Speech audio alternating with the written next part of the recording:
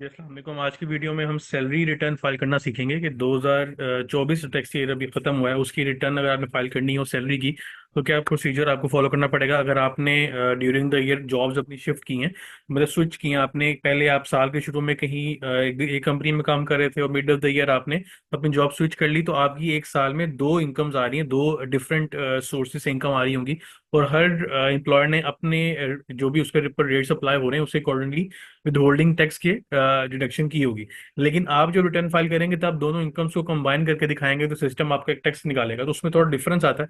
वो हम डिटेल में डिस्कस करेंगे कि अगर आपने जॉब स्विच की हो तो किस तरह रिटर्न फाइल करते हैं। अगर सिंपल आपकी पूरा साल एक ही जॉब रही है तो फिर उसमें कोई प्रॉब्लम नहीं आती, वो सिंपल कैलकुलेशन है। तो चलिए जी स्टार्ट करते हैं। सबसे पहले आपने irs.fbr.gov.pk पे लॉग इन करना है।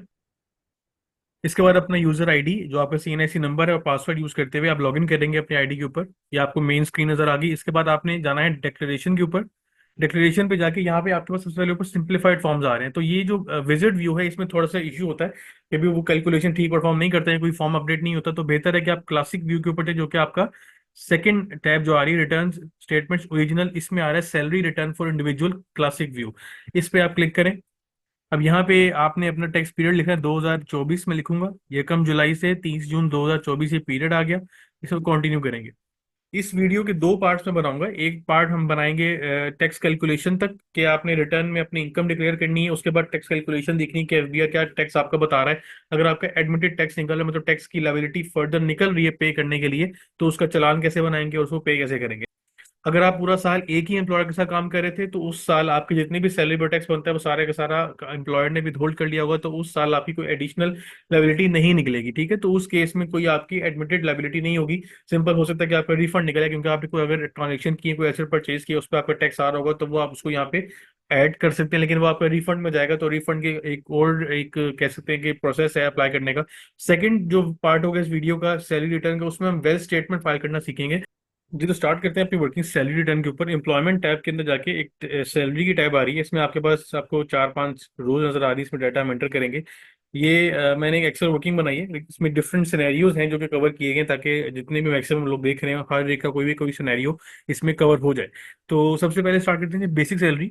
बेसिक सैलरी अगर मैंने अज्यूम की है पर मंथ ₹1,25,000, और इसको अगर आप एनुअली कन्वर्ट करेंगे, क्योंकि डाटा आपने एनुअली फिल करना है, तो मल्टीप्लाई बाय 12 कर लेंगे। इन सबको मैं मल्टीप्लाई बाय 12 कर लेता हूँ और नीचे इसको सब लगा लिया हमने। ठीक है। अच्छा, अब ये हाउस रेंट अलाउंस है, मेडिकल अलाउंस है, कन्वेंस अलाउंस, सारी चीजें इसमें कवर हो गई हैं। अब मैंने एक एक करके डाटा यहाँ से कॉपी करना है और अपनी जो मेन फॉर्म है रिटर्न का उसमें जाके मैंने इसको फिल करना है। ठीक है, सबसे पहले जो आपका आ रहा है बेसिक सैलरी, जो कि मेरी पूरे साल की बन रही है 15 लाख, वो मैं यहाँ जाके वेजेस पे वेजेस उधर रेम्यूनरेशन में लिखूंगा और इसको मैं कैलकुलेट कर दूंगा।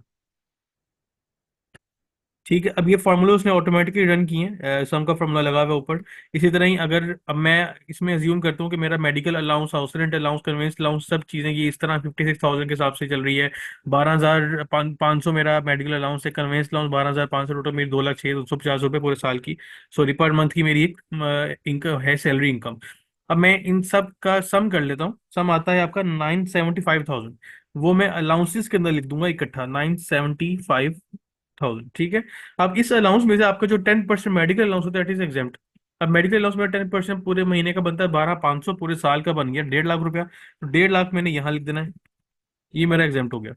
ठीक है, इसको मैंने यहाँ से निकाल देना, क्योंकि by law 10% of medical allowance of basic salary is allowed as exempt salary, और उसको आप अपनी सैलरी की टैक्स कैलकुलेशन में से एक्सक्लूड कर सकते हैं।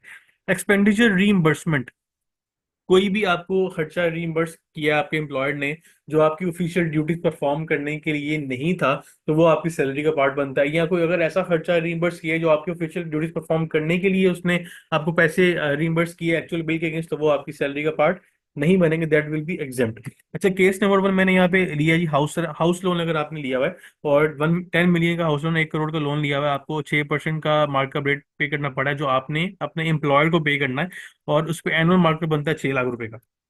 बेंचमार्क रेट जो टैक्स में डिफाइंड है फॉर लोन, अगर आप अपने एम्प्लॉयर से लोन देते हैं रिड्यूस रेट आपको मिलता है, और बेंचमार्क रेट एफबीआर के मुताबिक है 10%।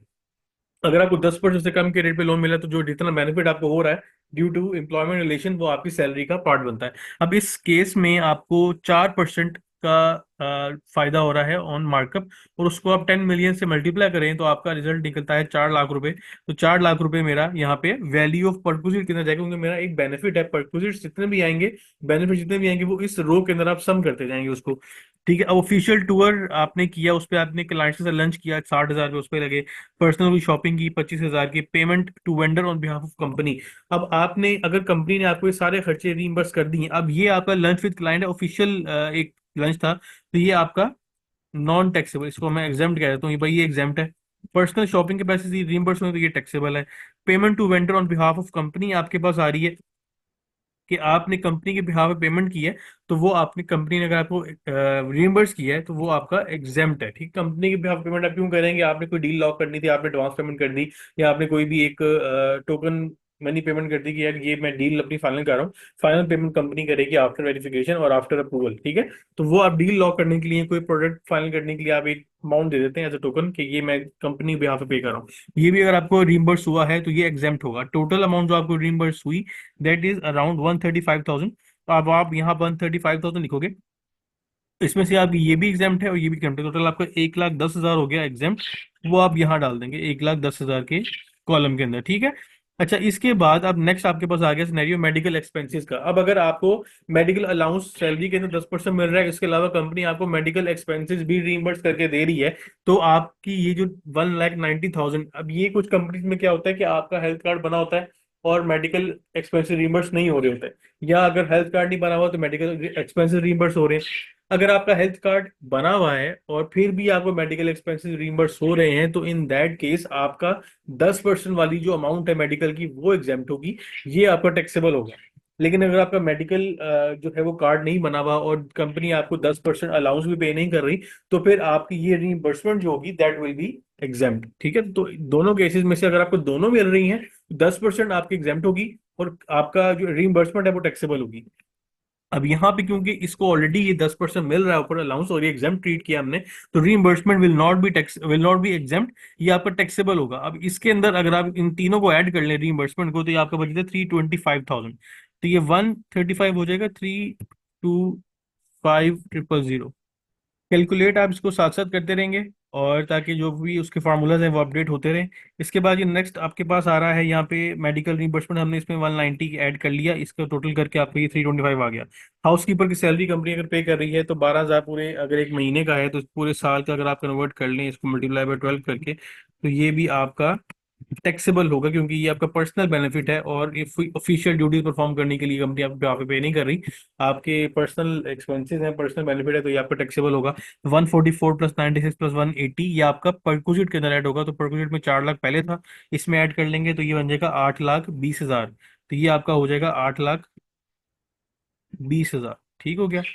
अच्छा इसके बाद क्या करेंगे जी? इसके बाद अगली आपके पास आगे personal loan waived by company. अगर कंपनी से आपने कोई लोन दिया था और कंपनी ने आपको वेव कर दिया, आपने कंपनी को रिक्वेस्ट की कि आप उसको पे नहीं कर पा रहे, तो उसने आपको वेव कर दी एक तरह से, तो 2.5 लाख रुपए का जो लोन वेव हो, that is also a perquisite, एक बेनिफिट है। तो ये इसके अंदर आप इसको भी ऐड करोगे तो ये बन जाएगा 1,07,000,000। कैलकुलेट कर लेंगे साथ साथ।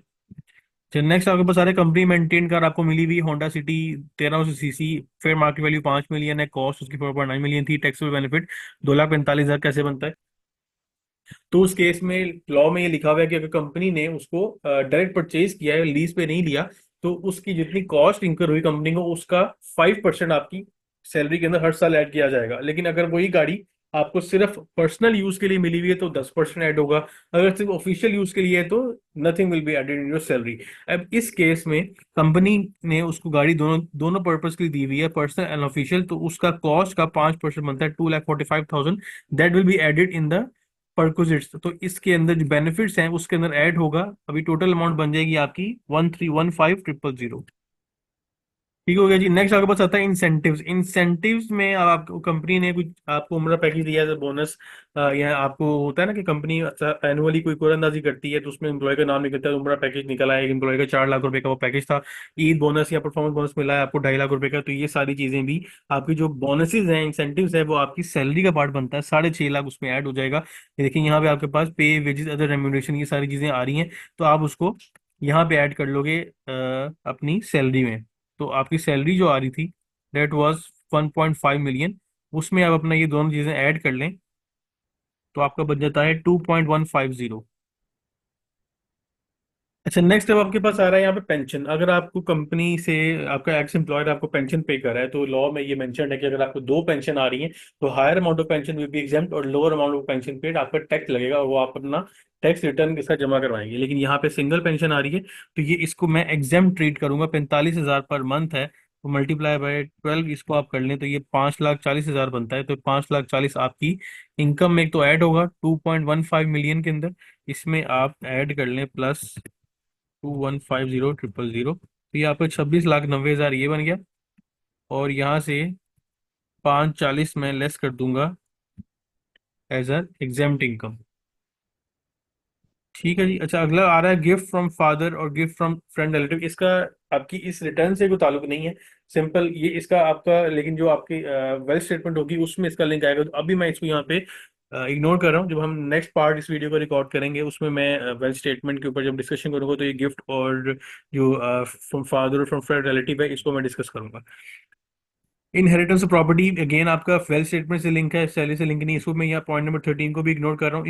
Employee share scheme. अब इम्प्लॉय शेयर स्कीम के अंदर बेसिकली एक इम्प्लॉय शेयर स्कीम क्या होती है कि अगर आपके एम्प्लॉयर ने एक बेनिफिट निकाला है, एक स्कीम लॉन्च की है for to retain the employees. इसमें अगर मार्केट में कंपनी का शेयर 100 का मिल रहा है तो वो आपको 50 रुपए में या 70 रुपए में दे रही है, तो आपको 30 रुपए का जो बेनिफिट मिल रहा है वो आपकी सैलरी का पार्ट बनना चाहिए। लेकिन उसमें कुछ कंडीशंस होती हैं कि आप 2 साल तक या 3 साल तक वो शेयर को मार्केट में बेच नहीं सकते।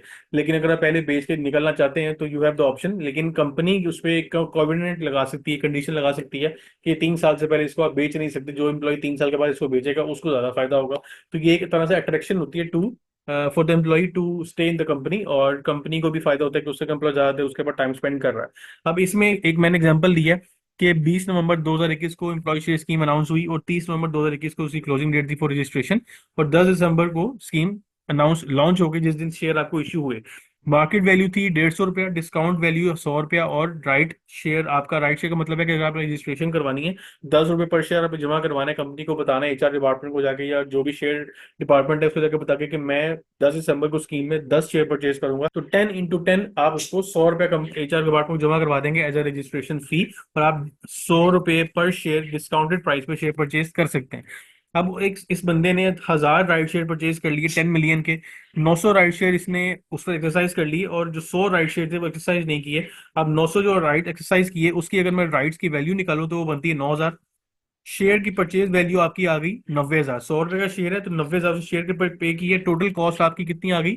99,000 की। फेयर मार्केट वैल्यू जो आपकी शेयर की निकलती है वो कितनी है जी? अगर आप 150 मार्केट से लाके लेते तो आपकी है 1,35,000। कॉस्ट आपकी 99,000 पड़ी, फायदा आपको कितना हुआ?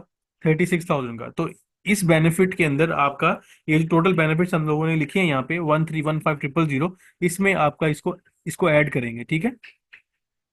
अच्छा, इसके साथ साथ और क्या इसमें ऐड हो रहा है? इसमें आपका जो 1,000 राइट शेयर थे वो आप एक्सरसाइज किए 900, बाकी जो 100 राइट थे वो उसने अपने किसी कॉलीग को बेच दिए। कितने में?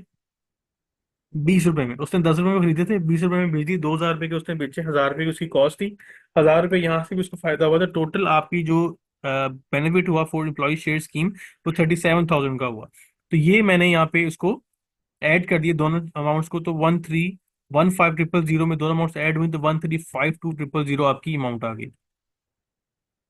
अच्छा जी, इसके बाद अब हमने यहाँ पे टोटल अमाउंट सारी यहाँ पे ऐड कर ली है। ठीक है। अब यहाँ पे मैं जब कैलकुलेट किया और ये मेरी टोटल इनकम मेरी यहाँ पे ऐड हो गई। ठीक है। टोटल मेरी टैक्सेबल इनकम आई 4.5 मिलियन, ग्रॉस इनकम है 5.3 मिलियन, 8 लाख मेरा एग्जाम्प्ट है अंडर दीज डिटेल। ठीक है। जो भी मेरे प्रैक्टिकल अलाउंसेस हैं, एक्सपेंडिचर हैं, या जो भी मेरी एग्जाम सैलरी है उसमें लेस हो जाएगी। अब मैंने देखना है कि मेरा इतनी सैलरी पे टैक्स कितना बन रहा है। अब ऑब्वियसली मेरा जो सैलरी के ऊपर टैक्स होगा वो मेरा एम्प्लॉय मुझे टैक्स डिडक्ट करके फिर सैलरी पे करता है। तो 4.5 मिलियन पे जो सिस्टम टैक्स निकाल रहा है दैट इज 6,24,612 रुपीज। अब यहाँ पे विद होल्डिंग के अंदर अगर मैं यहाँ पे जाके देखूं, अगर मैं यहाँ पे विद होल्डिंग ऐड करूं कि मेरा सारा टैक्स यहाँ पे विद होल्ड हुआ है, तो एडजस्टेबल टैक्स में जाके सैलरी ऑफ टैक्स में मैंने इस अमाउंट को अपडेट करना है। ये मेरा पिछले साल का टैक्स लिखा हुआ आ रहा है, इसको मैं अपडेट करूंगा। अभी मैं यहाँ पे देखता हूँ कि मेरी सैलरी इनकम कितनी है टैक्सेबल, 4,352। इस अमाउंट को मैं कॉपी करूंगा और एडजस्टेबल टेक्स्ट में जाके रिसीट्स और वैल्यूज मैंने इस अमाउंट को लिख देना है। ठीक है, अब आइडियली क्या होता है कि अगर आपने पूरा साल जॉब अपनी स्विच नहीं की तो फिर तो आपका टैक्स चेंज नहीं होगा, जितना आपका सिस्टम टैक्स बता रहा है वही आपका टैक्स बनेगा, वो आपके एम्प्लॉयर ने विद होल्ड किया। ये जब मैंने अपना टोटल टैक्स मैंने ऐड कर लिया, जितना सिस्टम मुझे बता रहा था यहाँ पे कंप्यूटेशन में जाके टैक्स चार्जेबल में टोटल टैक्स मुझे बता रहा था 6,94,000 का, वो मैंने कॉपी किया और एडजस्टेबल टैक्स में जाके मैंने यहाँ पे इसको पेस्ट कर दिया। और जब मैं कंप्यूटेशन में वापस गया तो मेरा admitted income tax, refundable, demanded, तीनों मेरे ब्लैंक आ रहे हैं, मतलब मेरी कोई लायबिलिटी नहीं है, मैं रिटर्न अपनी फाइल कर सकता हूँ। लेकिन अब ये तो आइडियल सिनेरियो के पूरा साल आप जॉब स्विच नहीं की तो आपकी टैक्स लायबिलिटी चेंज नहीं हुई, जितनी टैक्स लायबिलिटी थी सारी आपकी विद होल्ड हो गई। ये मैं आपको एक सिनेरियो बनाकर दिखाता हूँ कि लेट से आपने पूरा साल एक एम्प्लॉयर के साथ काम नहीं किया, साल के 2 माह या 3 माह आपने एक जगह काम किया, बाकी 8-9 माह आपने दूसरी जगह पे काम किया, और इस दौरान आपकी जब एक एम्प्लॉयर के साथ आपने कम अरसा का टाइम पीरियड स्पेंड किया तो आपकी सैलरी इनकम टैक्सेबल स्लैब से नीचे थी, मतलब 6 लाख से कम आपकी पूरे साल की सैलरी बनी, तो आपका टैक्स उसने विदहोल्ड नहीं किया। और दूसरा जो एम्प्लॉयर था उसने जितने माह आपने काम किया उसके अकॉर्डिंगली उसने टैक्स कैलकुलेट किया। अब आप दोनों इनकम को जब कंबाइन करते हैं तो वो आपका एक टैक्सेबल सैलरी स्लैब से एक्सीड कर देता है, जिसकी वजह से टैक्स सिस्टम आपको ज्यादा बनाता है, तो वो बाकी रिमेनिंग टैक्स फिर आप जमा करवाएंगे। अब हम एक एग्जांपल देखते हैं। फॉर एग्जांपल आपने, एक आपका एम्प्लॉयर है ए, आपने वहां पे काम किया है 1 जुलाई 2023 को आपने शुरू किया। ठीक है जी, और तकरीबन कोई आप समझ लें कि 30 अप्रैल 2023 तक आपने वहां पे काम किया। ठीक है, आपने तकरीबन कोई 9 माह 10 माह काम किया वहां पे आपने, और आपकी सैलरी जो थी वो 2 लाख, जो यहाँ पे हमारी भी आ रही है वही हम ले लेते हैं ताकि कैलकुलेशन का उससे लिंक बन जाए।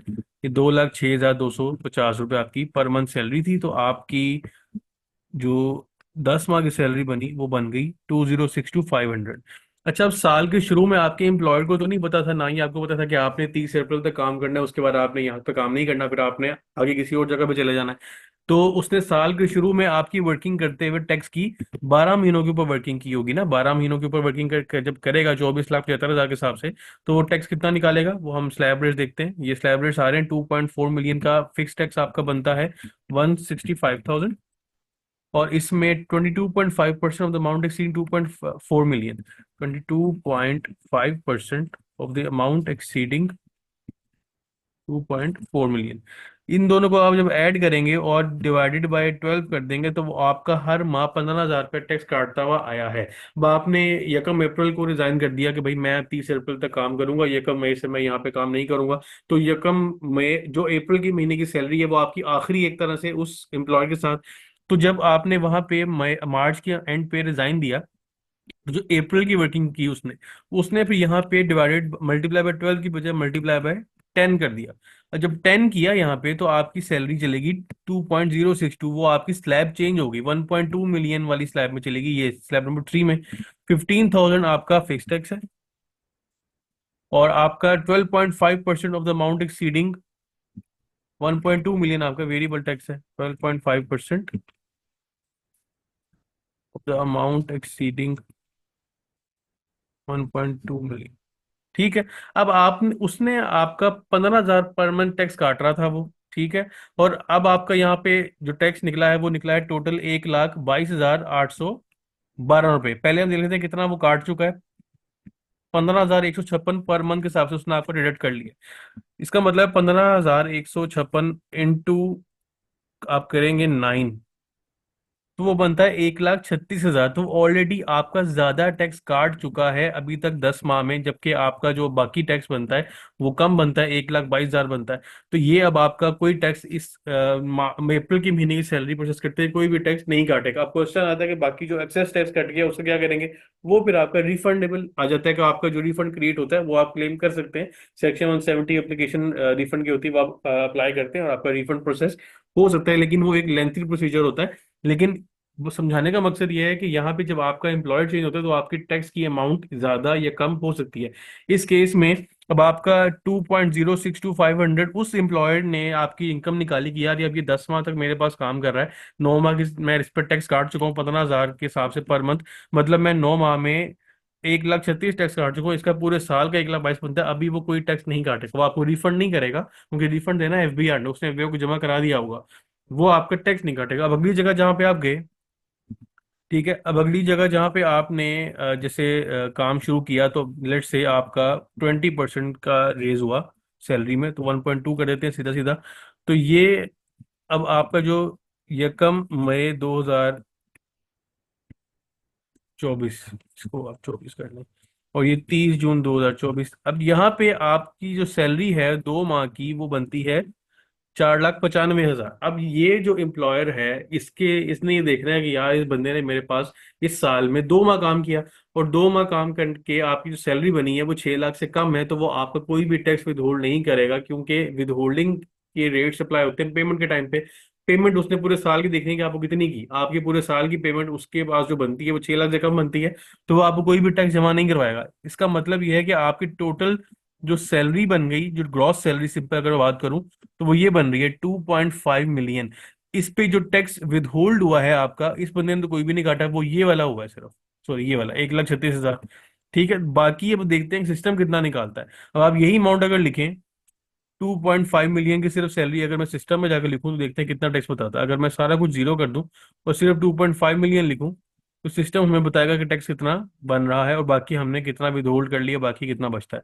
अच्छा, अब मैं ये सारा कुछ अगर यहाँ से जीरो कर रहा हूँ, इसको भी डिलीट कर दिया, इसको भी डिलीट कर दिया, ये सारा कुछ हमने, सिर्फ मैं आपको एक एक चीज समझाना चाह रहा हूँ उसके लिए, इस सबको हम डिलीट कर देते हैं। ठीक है, कैलकुलेट करते हैं, और यहाँ जाके मैंने ये वाली अमाउंट डाल दी जो भी हमने कैलकुलेट की है। अब 2.5 मिलियन आपकी पूरे साल की इनकम है, जो कि आपने डिक्लेयर करनी होगी। आपने एफबीआर को तो टोटल इनकम बतानी है पूरे साल में कितना आपने अर्न किया। ठीक है, अब आप सबसे लास्ट में आ जाएं, यहाँ जाके मैं एडजस्टेबल टैक्स को यहाँ पे मैं सबसे पहले इसको जीरो करता हूँ। ये मैंने इसको जीरो कर दिया।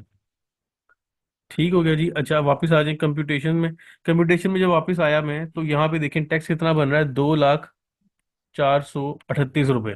इसको मैंने कॉपी करना है और मैंने यहाँ लिख लेना है। सिस्टम मेरा टैक्स बता रहा है कि भाई 2 लाख रुपया आपका टैक्स बनता है। अब मेरा विद होल्ड कितना हुआ है, 1,36,000, 64,000 रुपीज मुझे जमा कराने पड़ेंगे विद रिटर्न, क्योंकि मैंने ड्यूरिंग द पीरियड अपनी जॉब स्विच की, और एक एम्प्लॉयर ने मेरा टैक्स ज्यादा काट लिया था, तो दोबारा उसने पेमेंट करते हुए टैक्स नहीं काटा, और दूसरे एम्प्लॉयर ने स्लैब लो लोअर साइड की होते हुए एग्जाम स्लैब की वजह से उसने मेरा टैक्स विद होल्ड ही नहीं किया। लेकिन जब मैंने दोनों इनकम्स को कंबाइन किया, एफबीआर को जब मैंने अपनी इनकम डिक्लेयर की, तो मेरा टैक्स बना 2,04,38 रुपये। अब जहां जाके जब मैं उसको एडजस्टेबल टैक्स में जितना मेरा टैक्स विद होल्ड हो गया है, वो जब मैं यहाँ पे ऐड करूंगा, भाई मेरा 1,36,000 विद होल्ड हुआ है। इसको मैं कैलकुलेट करूंगा, सॉरी यहाँ नहीं लिखेंगे, इसको आप लिखेंगे यहाँ पे, 1,36,000 आपका विद होल्ड हुआ है। तो जब मैंने इसको अपडेट किया और मैं वापस कंप्यूटेशन पे गया जब नीचे, तो देखें ये 64,000 रुपीज जो है वो कह रहा है कि भाई आप जमा कराओ admitted income tax, further tax जमा करवाना है। प्रिपेयर पीएसआईडी जब मैंने क्लिक किया, तो 64,034 की अमाउंट बन गई। अब जनरेट पीएसआईडी करोगे तो मेरी ईमेल एड्रेस के ऊपर मुझे एक पीएसआईडी जो है वो उसका नंबर जनरेट हो जाएगा, और मैं जब उसकी पेमेंट करूंगा, ये देखिए यहाँ पे मुझे पीएसआईडी नंबर भी बता दिया इसने, ये मैं पीएसआईडी किसी बैंकिंग ऐप के थ्रू जाके यहाँ over the counter bill pay जाके मैं इसको पे कर सकता हूँ। और जब मुझे पेमेंट हो जाएगी, तो विद इन फ्यू आवर्स उसका सीपीआई जनरेट हो जाता है, और यहाँ पे एडमिटेड इनकम टैक्स भी खत्म हो जाएगा, तो मैं अपनी रिटर्न फाइल कर सकता हूँ। ये था जी first part of the video कि जो आपने सैलरी रिटर्न किस तरह फाइल करनी है। नेक्स्ट पार्ट में सैलरी के ऊपर डिस्कशन करेंगे, लेकिन हम लोग वेल्थ स्टेटमेंट देखेंगे कि वेल्थ स्टेटमेंट किस तरह आप रिकनसाइल करेंगे, क्या क्या डेटा आपने वहाँ पे ऐड करना है, प्रॉपर्टी कैसे ऐड करते हैं, बैंक बैलेंसेस हैं, और खर्चों की डिटेल है, उसके अलावा रिकन्सिलेशन है। वो सारी इंशाल्लाह चीज़ें हम लोग नेक्स्ट वीडियो में डिस्कस करेंगे। चैनल को प्लीज सब्सक्राइब करें और वीडियो को लाइक करें, शेयर करें, और आपकी जो भी कंसर्न है, जो भी क्वेश्चन आप कमेंट बॉक्स में मेंशन कर सकते हैं। इंशाल्लाह नेक्स्ट वीडियो में आपसे मुलाकात होगी। अपने ख्याल रखिएगा। अल्लाह हाफिज़।